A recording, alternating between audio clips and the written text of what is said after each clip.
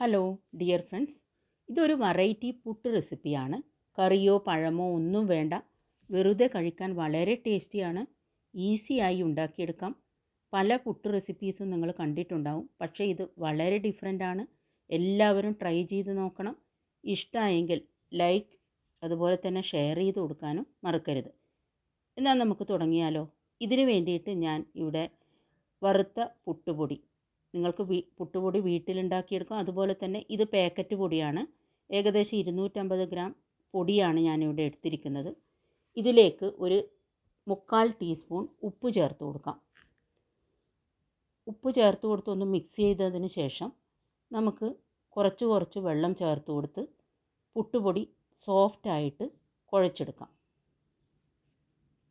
ആദ്യം തന്നെ മുഴുവൻ വെള്ളം ചേർക്കേണ്ട ആവശ്യമില്ല, കുറച്ചായി വെള്ളം ചേർത്ത് കൊടുത്താൽ മതി. ഇത് ഏകദേശം ഒരു 30 മിനിറ്റോളം റെസ്റ്റ് ചെയ്യാൻ വെക്കണം. എന്നാൽ മാത്രമേ ഇത് സോഫ്റ്റായി കിട്ടുകയുള്ളൂ.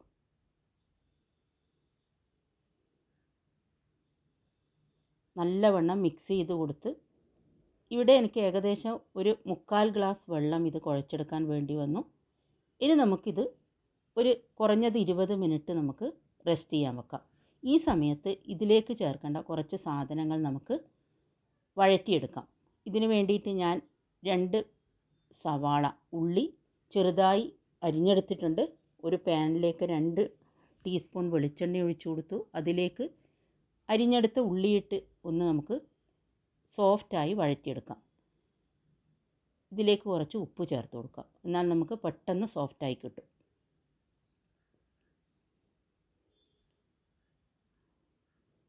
ഇപ്പോൾ ഉള്ളി ഏകദേശം സോഫ്റ്റായി വന്നിട്ടുണ്ട്.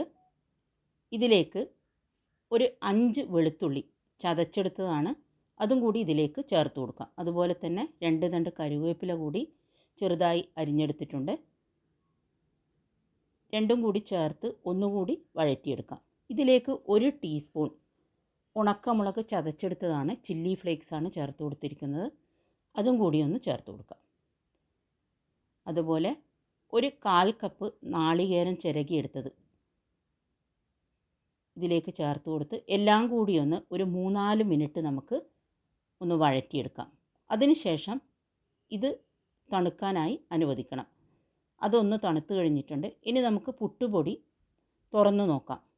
ഇപ്പോൾ നിങ്ങൾക്ക് പുട്ടുപൊടി ഡ്രൈ ആയിട്ട് തോന്നുകയാണെങ്കിൽ കുറച്ചുകൂടി വെള്ളം ചേർത്ത് സോഫ്റ്റാക്കി എടുക്കാം.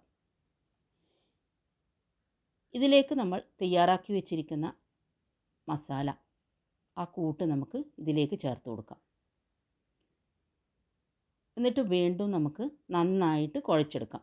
വളരെ സോഫ്റ്റായിട്ട് കുഴച്ചെടുക്കാം. ഇതിനിടെ നിങ്ങൾക്ക് ഉപ്പൊക്കെ പാകത്തിനാണോ എന്ന് ടേസ്റ്റ് ചെയ്ത് നോക്കുകയും ചെയ്യാം. വേണമെങ്കിൽ കുറച്ചുകൂടി ഉപ്പ് ചേർത്ത് കൊടുക്കാം. വീണ്ടും സോഫ്റ്റാവാൻ വേണ്ടി വെള്ളം ഉപയോഗിക്കണമെങ്കിൽ ഉപയോഗിക്കാം. നല്ല സോഫ്റ്റ് പരുവത്തിൽ കുഴച്ചെടുക്കണം. ഇവിടെ ഞാൻ കുക്കറിൽ വെച്ചാണ് പുട്ട് സ്റ്റീം ചെയ്തെടുക്കുന്നത്. അതുകൊണ്ട് കുറച്ച് കുക്കറിൽ വെള്ളം അടുപ്പത്ത് വെച്ചിട്ടുണ്ട്. അത് തിളക്കുമ്പോഴേക്കും നമുക്ക് പുട്ടുകുറ്റിയിലേക്ക് പുട്ടുപൊടി നിറച്ച് കൊടുക്കാം. നിങ്ങൾക്ക് നോർമൽ പുട്ടുകുറ്റിയിലും ഇത് ഉണ്ടാക്കിയെടുക്കാം. എങ്ങനെ വേണമെങ്കിലും തയ്യാറാക്കിയെടുക്കാം. എല്ലാവർക്കും അറിയുന്നതാണ്. കുറച്ച് തേങ്ങ ചേർത്ത് കൊടുത്ത് നമുക്ക് പുട്ടുകുറ്റിയിലേക്ക് നിറച്ച് കൊടുക്കാം.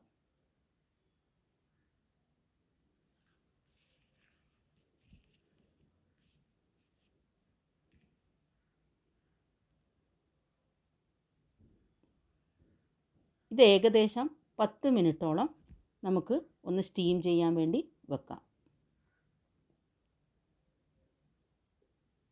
ഇപ്പോൾ ഏകദേശം 10 മിനിറ്റ് ആയിട്ടുണ്ട്. പുട്ട് റെഡി ആയിട്ടുണ്ട്. നമുക്ക് പുട്ട് മറ്റൊരു പാത്രത്തിലേക്ക് മാറ്റിയെടുക്കാം. ഇത് വളരെ ടേസ്റ്റി ആയിട്ടുള്ള ഒരു പുട്ട് റെസിപ്പിയാണ്. എല്ലാവരും വീട്ടിൽ ട്രൈ ചെയ്ത് നോക്കണം. കമൻറ്റ് ബോക്സിൽ കമൻറ്റ്സ് ഇടാൻ മറക്കരുത്. ഇഷ്ടമായെങ്കിൽ ഇതുവരെ സബ്സ്ക്രൈബ് ചെയ്യാത്തവരുണ്ടെങ്കിൽ ചെയ്യണം. Thank you for watching.